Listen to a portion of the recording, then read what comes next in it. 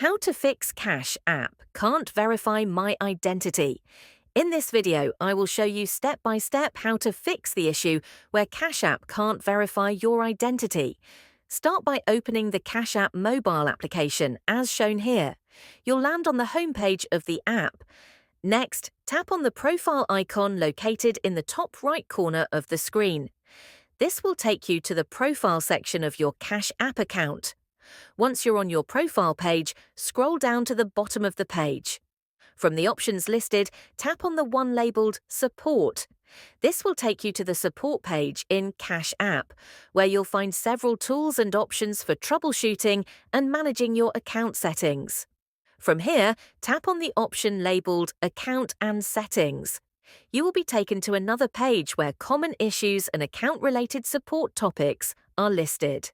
Scroll down to the bottom of this page and look for the option titled Contact Us.